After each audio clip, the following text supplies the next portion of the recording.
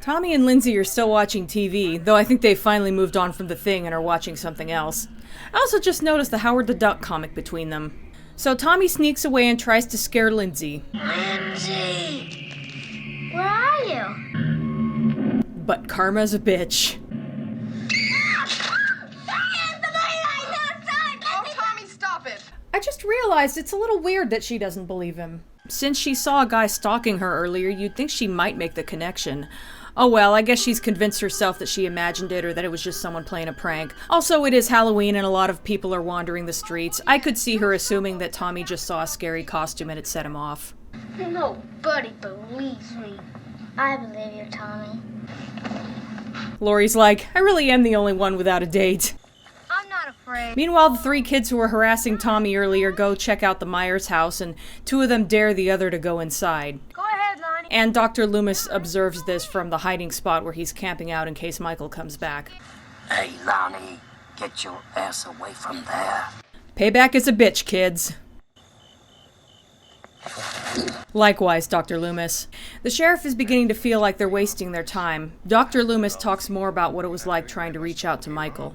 I watched him for 15 years, sitting in a room, staring at a wall, looking past the wall, looking at this night, inhumanly patient.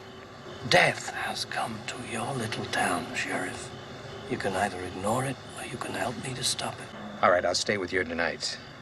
Just in the chance that you're right. And if you are right, damn you for letting him go. Way back in the dark ages when I covered Jaws, I used this clip as a gag of sorts. I mean, here he is being the only person who really knows who the killer is. And when he tries to do something about it, no one will listen to him. But then he gets blamed for the murders and...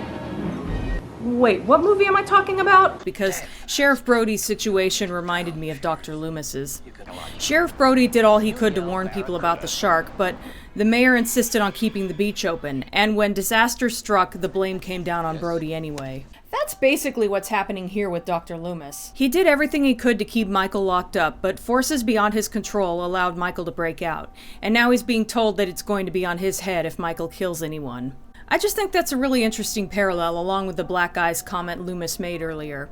This movie was made 3 years after Jaws, so it's possible that John Carpenter was a fan and decided to play around with a couple of vague references. However, the Wikipedia article alludes only to Hitchcock movies for inspiration, which I'll talk more about later, with nothing about Jaws, so that could all just be in my head. Also, doing a Google search on Jaws and Halloween just brings up stuff like shark costumes. So I wouldn't even know how to go about finding out.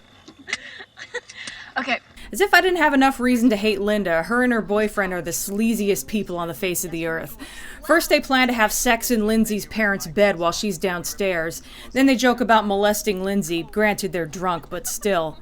By the way, they've been drinking enough that you can hear the beer cans falling out when they open the car door.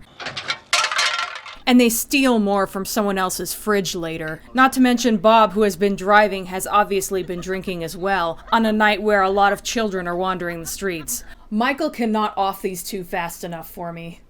So Linda calls Lori and finds out that Annie went to Paul's and that Linda's with Lori, so they have the house of some complete strangers to themselves. Good for them. Have a good time. We definitely will. After what is probably the least hot sex scene ever, Linda makes Bob get up and get her a beer, which naturally does not end well for him. This murder's a little more far-fetched than the others. I guess I can believe that Michael is strong enough to lift someone up. But the knife would have to be really long to go all the way through him and stay embedded behind him. Not to mention I doubt those doors are strong enough to hold it there. Oh well, at least Bob is dead. And I just realized I said earlier that if you have more than one annoying character, your movie probably sucks. I guess I don't count Bob because he has so little screen time, and plus he isn't as aggressively annoying as Linda.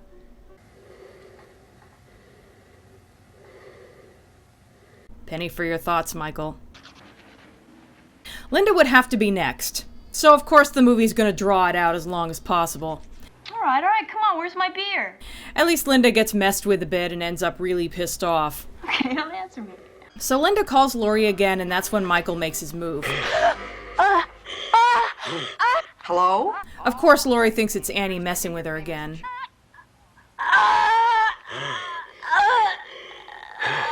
I'll kill you if this is a joke. Too late.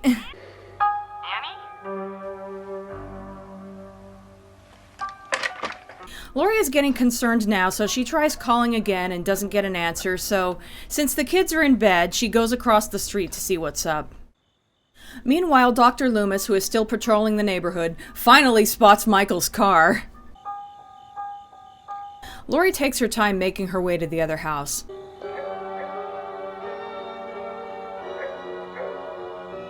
Obviously, I can't show you the whole scene, but it's really tense. She goes in the back door. Annie? Linda? Bob? Chief McCloud. It's most definitely stop being funny, now cut it out. Lori is really trying hard to convince herself that they're playing a prank on her. I'll be sorry. She gradually makes her way upstairs to the bedroom. Well, now we know what happened to Judith Myers' headstone. Also, this is about as close as we get to some kind of motivation for the killing. For whatever reason, Michael felt compelled to kill his sister, and now he's going after other teenage girls who apparently remind him of his sister. This is what I'm getting from this scene, anyway. There's Bob. Wow, Michael really went to a lot of trouble to set up these bodies in just the right way, didn't he? Even in death, Linda looks like a ditz. Regarding this shot, I read that it isn't supposed to be Michael stepping into view. It's supposed to simulate your eyes adjusting to the dark. So he was standing there the whole time and just couldn't be seen. Anyway, Lori takes a knife to the arm and a nasty fall down the stairs. Michael really has planned for this because all of the doors are barricaded.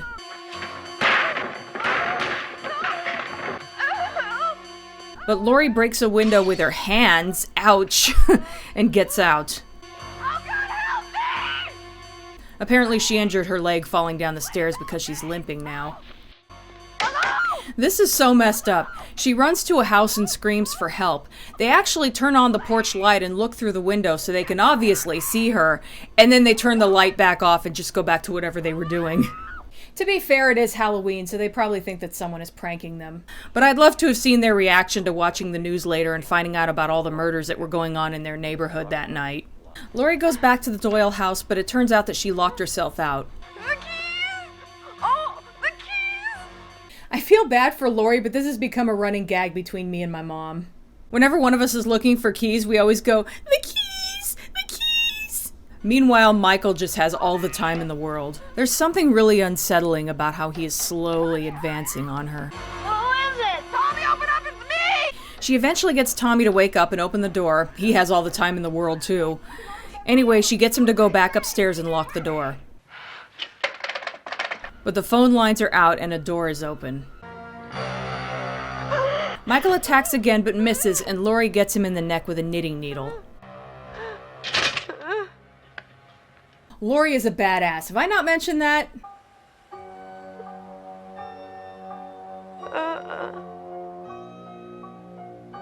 No! Stop him! Stop him! Stop him! Quick! Stop him!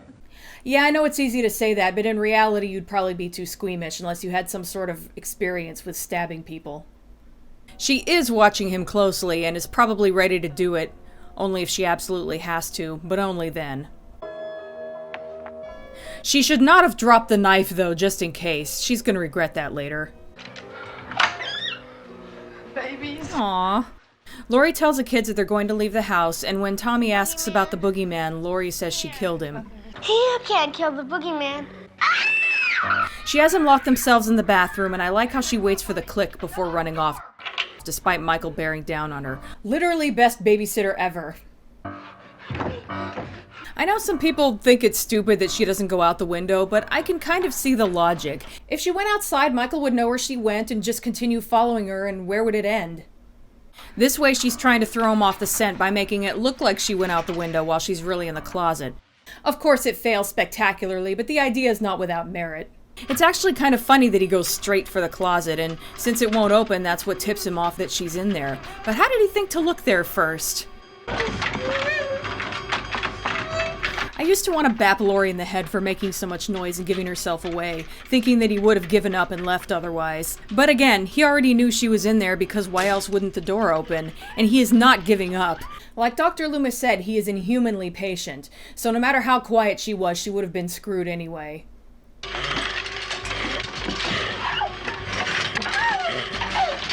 But Laurie holds her own. That's right, she stabs that fucker in the eye, and grabs his knife after he drops it, and then gets him in the stomach with it. Go, Laurie. Stab him! Stab him! Stab him! Okay, now I could see her dropping the knife again. How did you not learn from the last time? Tommy, unlock the door. This time she tells the kids to go to another house and have them call the police. Here we go. This is probably the best shot in the movie.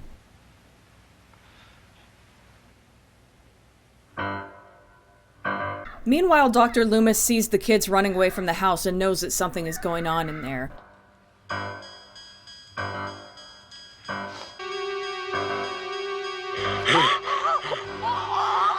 He runs up the stairs just as Laurie is getting attacked. She grabs at Michael's mask and it gets pulled off, revealing a perfectly normal-looking young man with an injured eye. He's distracted just long enough for Loomis to shoot him.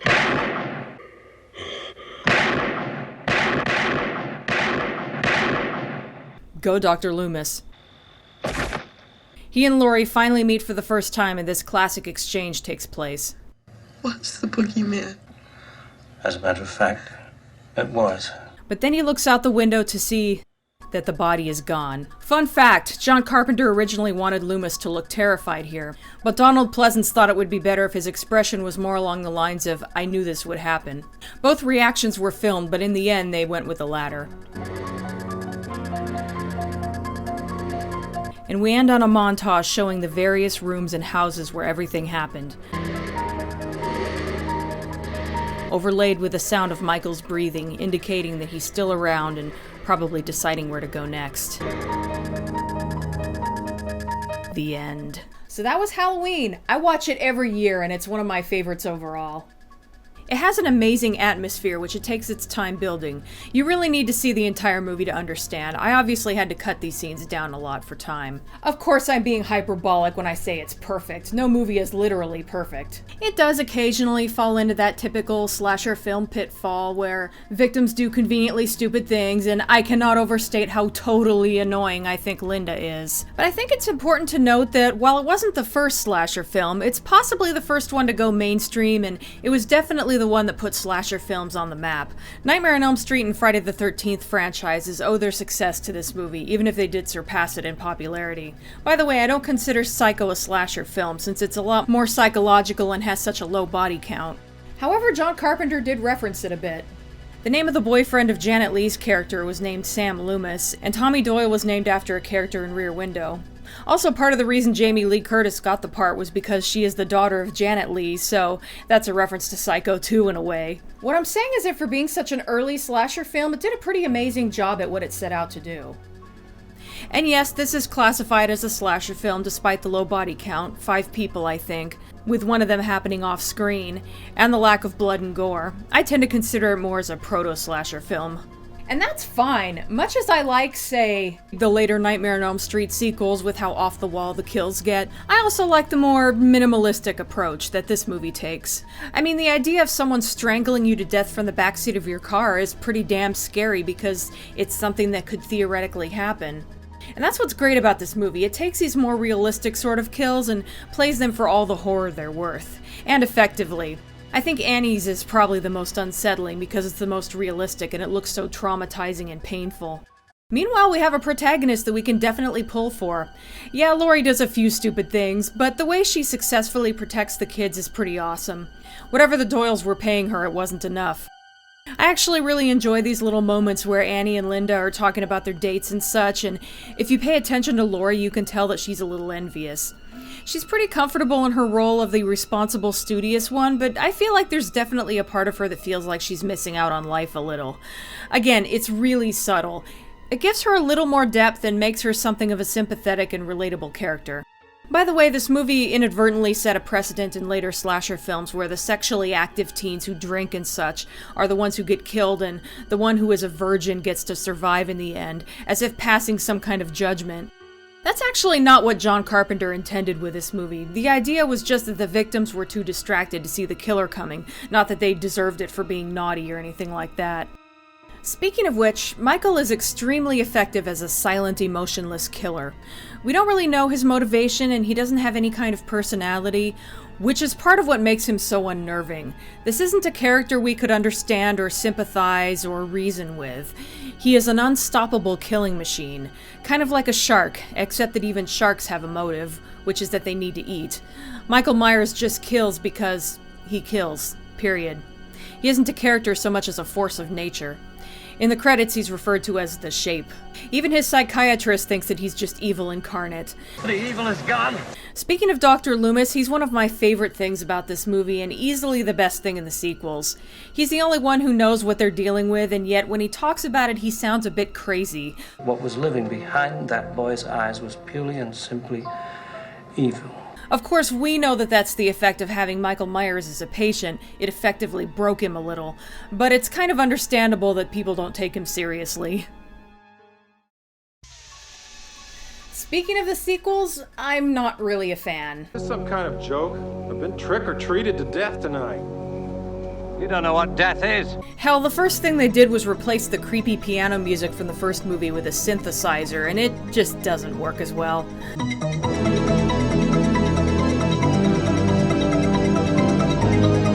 Even the second movie, it isn't offensively bad, but it's definitely a big step down from the first. What I said about Poltergeist 3's characters applies here too. You can tell that they're trying to make some of the characters funny and likable, but it somehow just feels unnatural. Every other word you say is either hell or shit or damn. Sorry. I guess I just fuck up all the time. I just feel like I should be more invested than I am. Annie's dad finds out what happened to her, Laurie finds out who Michael is. With how much I liked these characters in the first movie, I feel like I should care more than I do about this stuff. And I think probably its worst offense is that it's just not scary. It's gory, it's got a higher body count, and some of the kills are seriously cringe-inducing, hypodermic needle to the eye and such. The problem might be that they show too much of Michael Myers and how he's filmed in general. The first movie usually showed him from a distance, or in so much darkness that he was nearly a silhouette. In the daytime, we tended to see his shoulder or side when the camera was following him around. But here we just see full body shots of him walking around like some random guy cosplaying as Michael Myers. But I'm just not getting the chills from Michael Myers in this movie like I did in the first. Also, it gets cheap with the jump scares. One involves a cat. Yeah, I guess we can thank Halloween for that trend too. I mean, it's only the second in the series and it already feels like typical slasher film fare.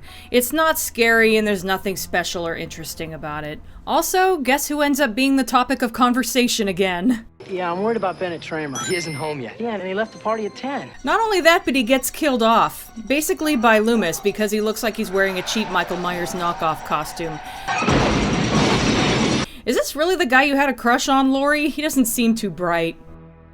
But anyway, this one picks up where the first movie left off, with Laurie in the hospital, and it's revealed that Laurie was adopted and is Michael Myers' sister.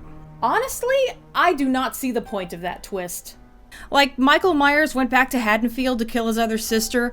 Okay, so why then did he kill Annie and Linda? Hell, he spends just as much time stalking Annie as he does Laurie in the first movie. Also, Annie is the one who ends up with Judith Myers' headstone. So yeah, that reveal just feels really tacked on to me.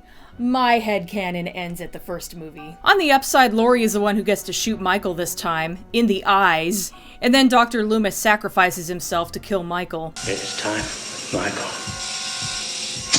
Both of which are pretty awesome, but of course they're conveniently healed in later movies, aside from Dr. Loomis having scars and a limp later. But it's interesting how this was obviously meant to be the final one. But fans demanded more, for some reason. It's hard to believe that John Carpenter was involved with this one, but according to TV Tropes, he feels that this was an inferior script and says that the only thing that got him through the writing process was a 6-pack of Budweiser every morning. And the idea of Laurie being Michael's sister came to him, quote, at 2 o'clock in the morning in front of a typewriter with a 6-pack of beer. So that makes me feel a bit vindicated in my dislike for this movie. And a little annoyed that John Carpenter knowingly put out a bad Halloween sequel, but oh well. I'm gonna gloss over the rest of the sequels as quickly as I can, otherwise I'll be here all day. Of course, Jamie Lee Curtis isn't in any of the sequels for a while, so to continue Laurie's story somewhat, it's revealed that she had a kid named Jamie, and apparently Laurie has died in a car crash. I thought you might like some coffee. There is one great scene in Halloween 4 where a guy is sitting in a chair in the dark, not saying anything. You're waiting for that reveal that he's dead, but then this girl lights a candle revealing the corpse of the guy off to the side, revealing that it was Michael in the chair holding a shotgun. And he's all, "This is for impaling, right?" I will say that Danielle Harris, who plays Jamie, is really convincing, which is impressive due to how young she is, of course, but also because I read that everyone went out of their way to make sure that she wasn't really scared, and she actually had a lot of fun filming. You never know by her reactions, though. She is too good for these movies. She also looks adorable in her little clown costume.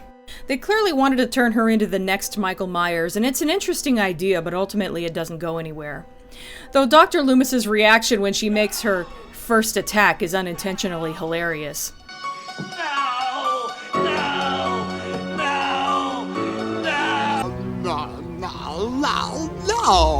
Oh, and there is someone far more irritating than Linda, and that's nearly everybody in Halloween 5. I prayed that he would burn in hell, but in my heart, I knew that hell would not have him.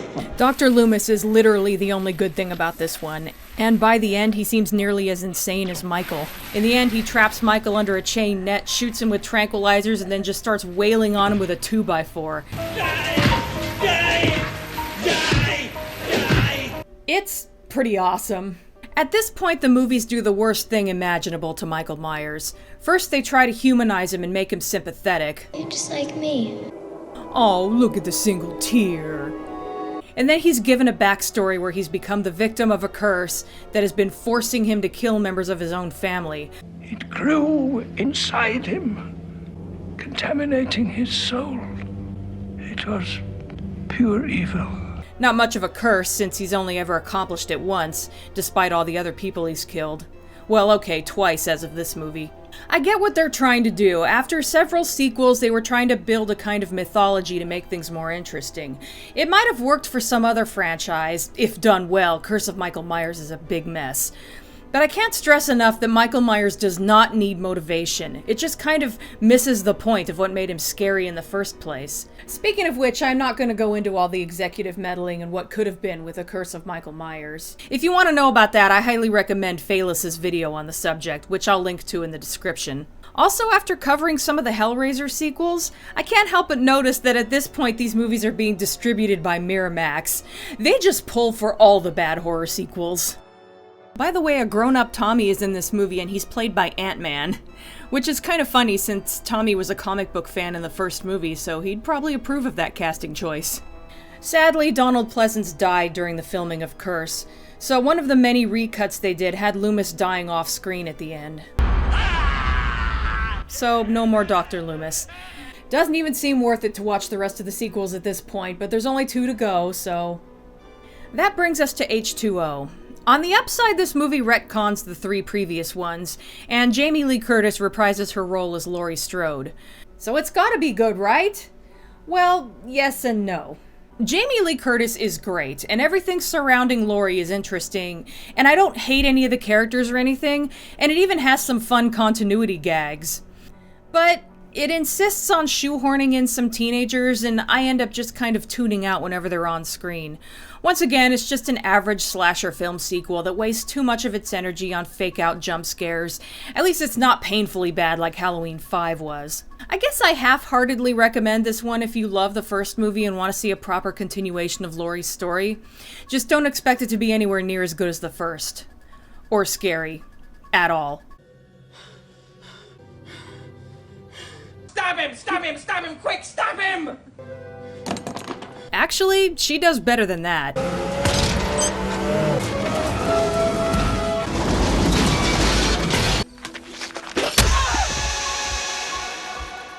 Halloween Resurrection. Laurie is in this one too, but as a decoy protagonist who gets killed off 15 minutes in. Unfortunately, that's where it stops being interesting. This is the infamous final sequel that killed off the franchise, where they did the whole reality show / found footage thing. Yeah, when your horror sequel is ripping off the gimmicks of better horror movies, it's time to end it. Since, gimmicks aside, it's just more of the same. Trick or treat, motherfucker. That about sums up the movie right there. I think the biggest problem with the Halloween sequels overall, aside from general sequelitis, is that a big part of what made the first movie work was that it was low budget, and lack of budget tends to force creators to be more creative. Naturally, the more money a movie makes, the more money they're going to pour into the sequels. Next thing you know, you have typical high-budget Hollywood fodder. I mean, really, with as well as the first movie did, I guess it was inevitable. It was also inevitable that it was gonna get a reboot. You know what? I already talked about everything that was wrong with the sequels, and I'm partly gonna end up repeating myself, but here goes anyway. They give Michael a backstory and try to make him sympathetic, and no, I don't feel bad for the kid who tortures animals. Fuck him. Also, his killing involves taking out his rage on people. Pretty much every character in this movie is an asshole, and the ones who aren't are annoying, including Laurie. Oddly enough, Tommy is the best character in this movie. He's annoying like everyone else, but he also has a lot of moments where he goes all deadpan and it's legitimately funny. I'd like to return to the subject we started earlier this evening, the Boogey Man. I need some closure on this topic. I do get a kick out of the fact that this remake came out so soon after the sequels that the girl who played Jamie returns as Annie in this movie. Hey, asshole! Hey, my daddy's the sheriff! Huh? Why don't you go crawl back under your fucking rock? I liked her better as Jamie. Also, in the iconic scene where Michael kills Judith, he's still a kid, but wearing the grown-up mask, looking like someone used the NBA Jam Big Head code, causing me to laugh my ass off during the scene that is supposed to be disturbing and horrific. Malcolm McDowell and Brad Dourif are too good for this movie. So is Rush. Part of me wants to rage over this, but basically, the first half dwells on Michael's generically bad childhood, and the second half is basically a generic slasher film.